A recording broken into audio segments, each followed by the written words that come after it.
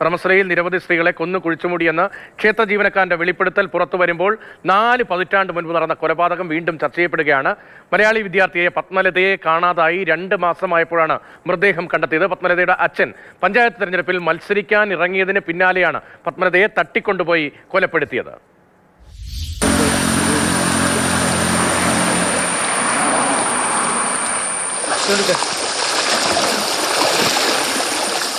കർണാടകയിലെ ധർമ്മസ്ഥലയിൽ നിന്ന് ഓരോ ദിവസവും ഞെട്ടിക്കുന്ന വിവരങ്ങളാണ് പുറത്തു വരുന്നത്.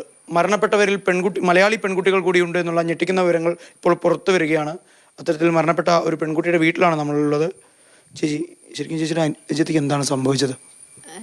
എൻ്റെ അനിയത്തി പത്മലത, പുള്ളിക്കാരത്തി ഇത് 1986 ഡിസംബർ 22, 23, 24 ഇങ്ങനെ ഈ 3 ദിവസം അവരുടെ കോളേജ് ഡേ ഉണ്ടായിരുന്നു. അവൾ സെക്കൻഡ് ഇയർ PUC പഠിച്ചുകൊണ്ടിരുന്ന സമയത്താണ്.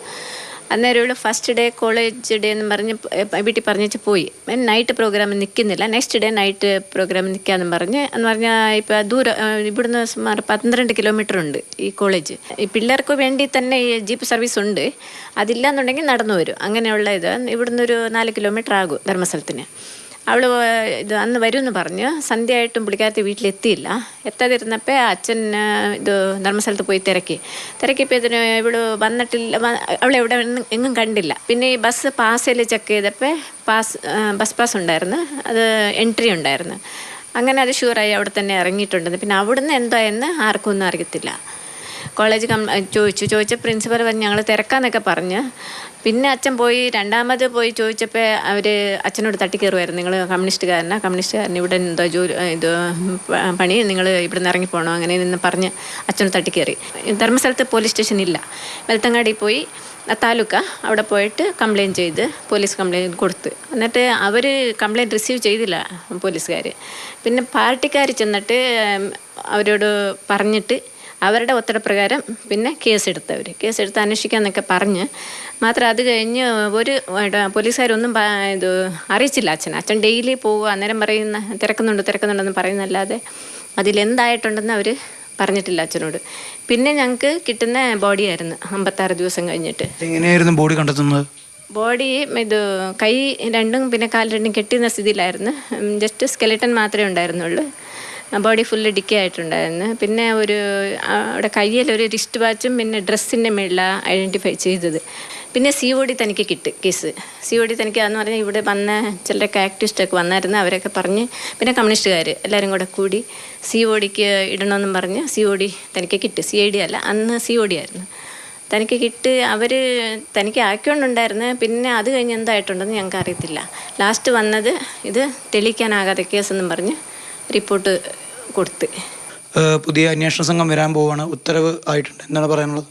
എല്ലാത്തിനും ഒരു എൻഡ് വേണമല്ലോ എന്ന് പറഞ്ഞാൽ ഇങ്ങനെയുള്ള മരണങ്ങൾ കുറേ നടന്നിട്ടുണ്ടെന്നാണ് ഇപ്പം അറിയുന്നത്. തെളിയണം കേസ്. ശരിക്കും ആരാ എന്തോ എൻ്റെ പുറകിലുള്ളതെന്ന് നമുക്ക് തെളിയണം. ധർമ്മസ്ഥലയിൽ നിന്നും ഷാജു ചന്ദ്രപ്പുരയ്ക്കൊപ്പം സാരംഗ് സുരേഷ്, മാതൃഭൂമി ന്യൂസ്. സാരംഗ് സുരേഷ് വിവരങ്ങളുമായി നമുക്ക് പോകുന്നുണ്ട്. സാരംഗ്, വളരെ പ്രമാദമായ സംഭവങ്ങൾ, നിരവധി കൊലപാതകങ്ങളുടെ അതിലേക്ക് അന്വേഷണം വെളിച്ചം വീശാൻ പോവുകയാണ്. ഈ മലയാളി പെൺകുട്ടിയുടെ ഉൾപ്പെടെ മരണത്തിൽ വിപുലമായ അന്വേഷണം നടക്കാൻ പോകുന്നു. തെളിയിക്കപ്പെടുമെന്നൊരു പ്രതീക്ഷയുണ്ടോ? ഈ കുടുംബത്തെ പോലെ നിരവധി കുടുംബങ്ങളുണ്ടല്ലോ.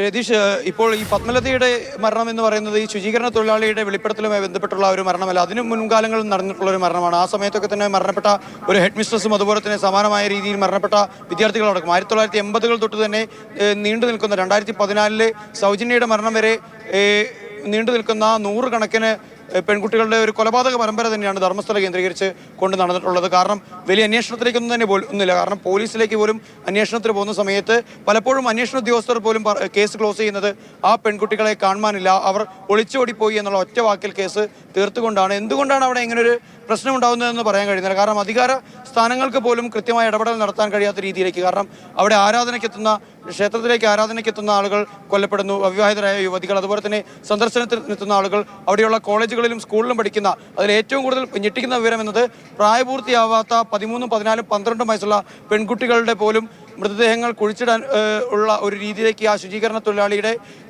അവർ ഭീഷണിപ്പെടുത്തുന്ന രീതിയിലേക്ക് ഏറ്റവും ഒടുവിൽ അയാളുടെ കുടുംബത്തിലെ പെൺകുട്ടികൾക്ക് നേരെ ഇത്തരത്തിലൊരു ഭീഷണി വരുന്ന സാഹചര്യത്തിലാണ് അയാൾ കോടതിക്ക് മുൻപിൽ ഇത്തരത്തിലൊരു വെളിപ്പെടുത്തലുമായി വരുന്നത്. കാരണം ഏറെ ഭീതിദത്തമായ ഒരു അവസ്ഥയാണ് നമുക്ക് അന്വേഷണം ഉണ്ടാകാൻ പോകുന്നത്. അന്വേഷണ സംഘത്തിന്റെ ഓഫീസ് പ്രവർത്തിച്ചു